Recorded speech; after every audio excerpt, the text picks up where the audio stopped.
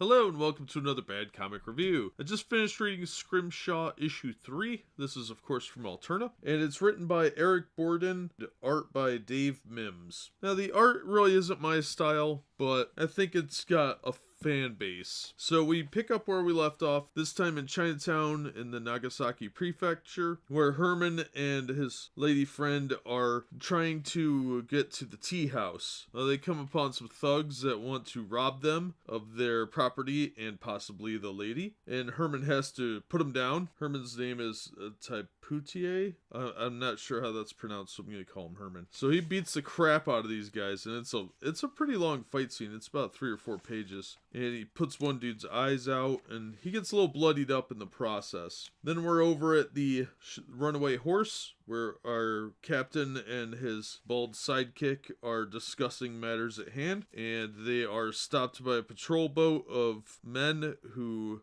make sure that they're supposed to be there, and then escort them inside. Then that we're over at the Tonto guys, they are gearing up for a fight, and they want that octopus. Not entirely sure why they're all obsessed with the octopus, but they're after it, and they are making sure that the lady Katsuko is not harmed. She's married to the captain, but it's not because of that. It's because apparently her dad is the CEO of Ippon and its subsidiaries, and they're worried about retaliation from the corporation. Now, obviously, they need to secure the octopus, but not one of their men is supposed to attack the lady. Now, I think that the guards with the helmets look really cool, and this art style would probably be pretty good for horror comics, because the way this guy draws the armor for the Tonto guys. Well, the mercenary the Tonto's hired is also in the fray, trying to find out what's going on. And a couple times people talk in another language, and I'm not entirely clear what language it is, but it's very annoying, because I don't know the language, I don't know what's being said, and it seems to be something of importance. So I found that kind of annoying. But Herman and the lady, the captain's wife, arrive at the tea shop, but Herman collapses as soon as they get inside, and it's obvious that this guy is welcoming of the captain, so there's probably going to be some assistance rendered there. However, the captain and his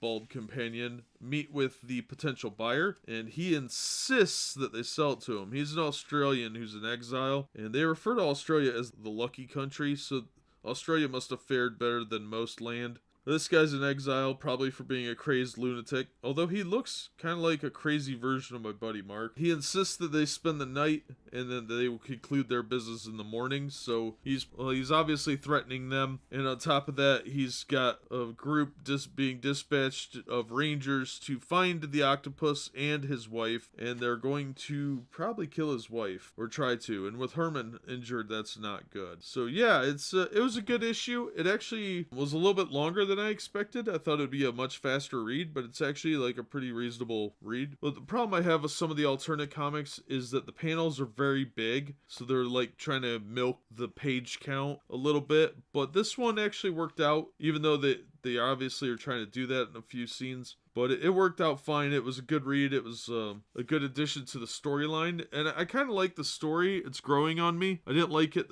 at first like a whole lot, I guess. It was okay. And it's still okay. But I'm a little more into the storyline now. So I am looking forward to issue 4, which should be out in February 2018. So as soon as that comes out, I will probably pick it up. Because I've been picking up all the Alterna books. Because I haven't been disappointed really with any of them yet. So not in the sense that I am with like the $4 Marvel ones, because for $1.50, yeah, I can risk that. So yeah, it's an interesting book. I recommend it, checking it out, especially because it is so cheap and it's pretty easy to track down. And at least give it a shot, see what you think. You can get 3 or 4 comics for the price of 1 from the big companies. So yeah, it's worth the risk to try and find some good entertainment. But that'll do it for this one. As always, thanks for listening, and we hope to see you on the next episode.